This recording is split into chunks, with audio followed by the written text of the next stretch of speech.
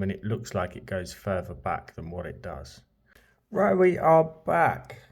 And some of you may remember a long time ago on my channel, I tried to make a vortex marble.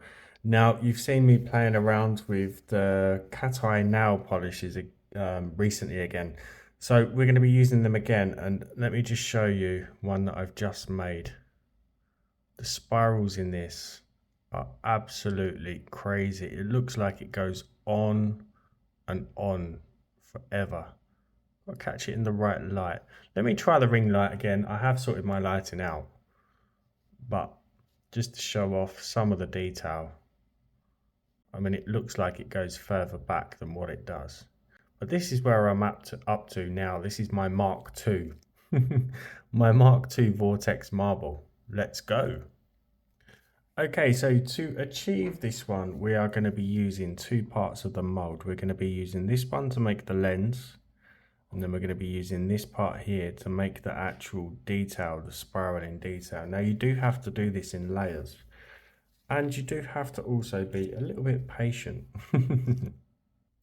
So I'm going to start off by applying a tiny amount of UV resin into my mold. And I'm using the same color that I used in my recent galaxy video. This is just the cat eye, but we're not using the magnet.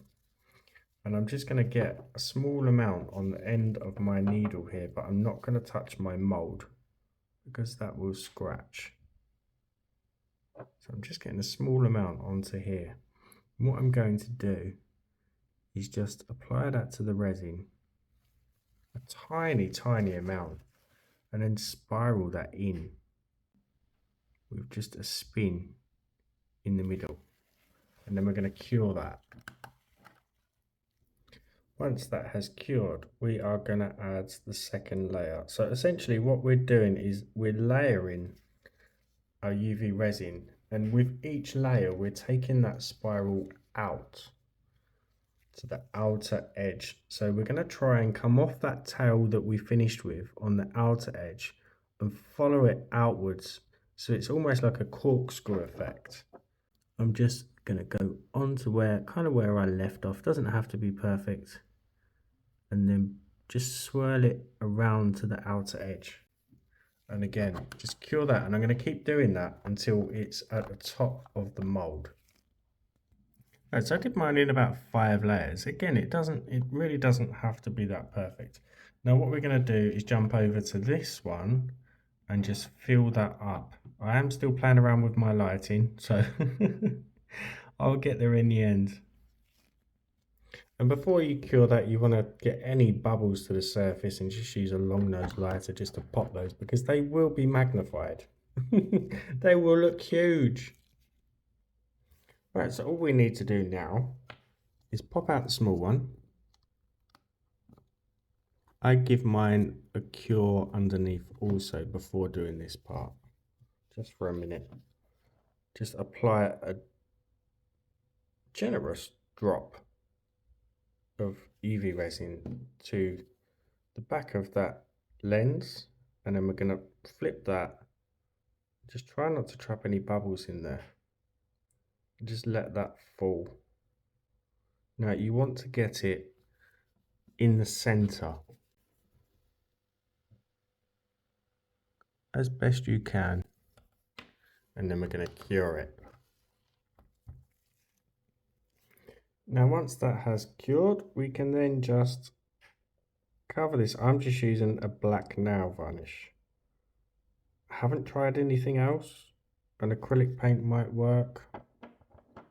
I don't know, but I'm going to give this a couple of coats because it is going to be a little bit patchy. Now you can keep it in the mold if you want, but you're going to end up coating the black nail varnish over your mold. So just be careful and just cover it and cure it.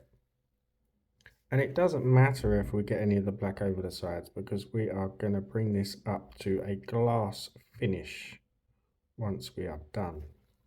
As always, massive shout out to my channel members, anyone who's bought me a coffee or a super thanks, and a massive, massive thank you to everybody who tuned into my last video to see my new studio setup, and the really, really kind words you put in there as well. Thank you very much. It really does mean a lot to me. So after you're happy that you've put enough black layers on, just give that a water cure just to make sure that black resin, that black nail gel is completely solid. So I was going to go in with this one for the next stage, but I'm going to make it even shallower. So we are going to be using just this one down here. Now I'm not going to fill this right to the top because I need to put the piece in with the smaller side facing downwards.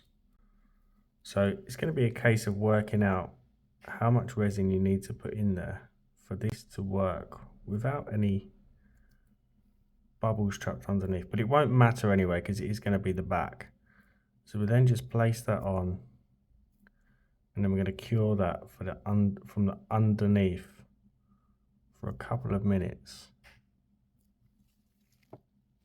And I have just noticed I've got a couple of bubbles in there. So when I put the smaller piece on the back, I didn't put enough resin down, and as it's cured, it's shrunk and it's sucked air inside. But we're going to carry on. As you can see, we've got a bit of a gap, but that's fine. I'm going to fill that because, like I mentioned, we are going to be sanding it. And this won't show through anyway, it will be on the back. My last attempt, I got it perfect. Didn't need any filling whatsoever. But just bring that up to the surface and give that a cure.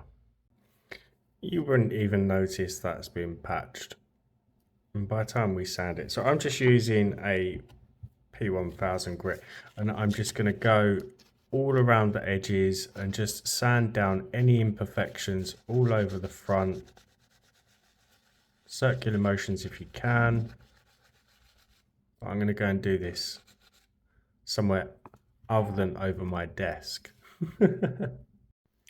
So what we're going to do now is make sure we know which is the front, which is the more colourful side.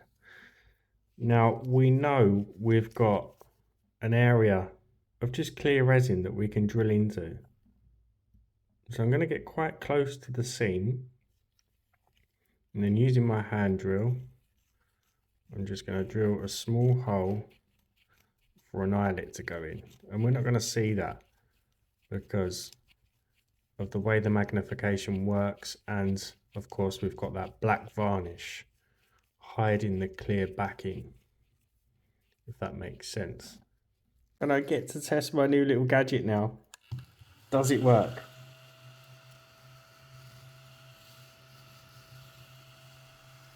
Yes, it's sucking everything up. It's brilliant. Anyway, oh, for goodness sake, I've got to get used to this new equipment. We're just going to screw in our eyelet. Once we get it going, I'm just going to use my pliers to make it tighter.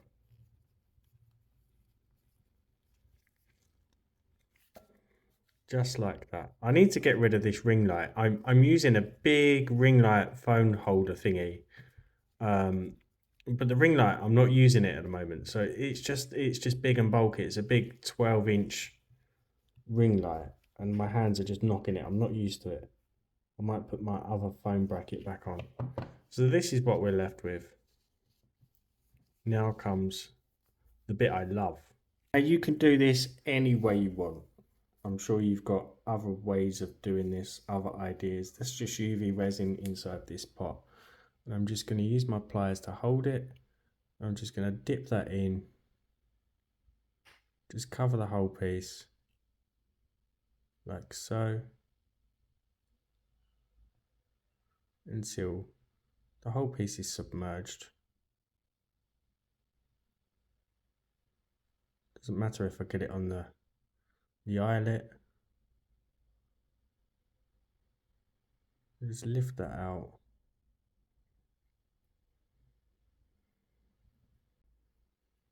And just let the excess run off. Now what you want to do is tilt it to the back, so that if there are any drop marks, it's going to be hidden on the back and not on the front, which is where we want the lens to be clear. You'll see in the background my UV light is standing on its side. I'm just going to make sure I've got off as much excess as I can. Move my pot out of the way of the UV light. And then I'm just going to turn that on and just rotate it as it's curing. The main part is making sure that lens is clear.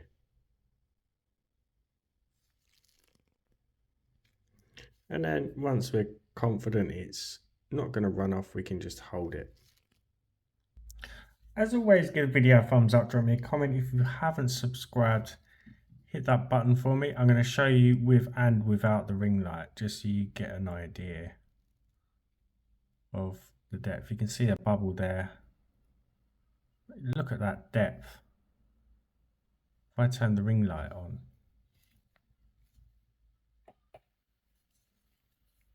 I know you've got that annoying reflection, but it bounces that light around inside more with this piece.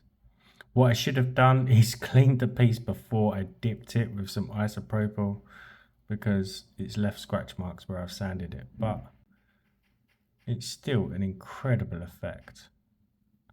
And like I said in that previous video, I said I'd bring it to you as a pendant. It's just taken a long time. I've come back to it a few times with different ingredients, but this definitely works the best. Could try with mica powders. I'm not sure how they'd work, but really is a stunning piece. Right, I will see you, whoops, for the next one. This is the one that I got almost perfect on the back. There you go. Right, see you for the next one.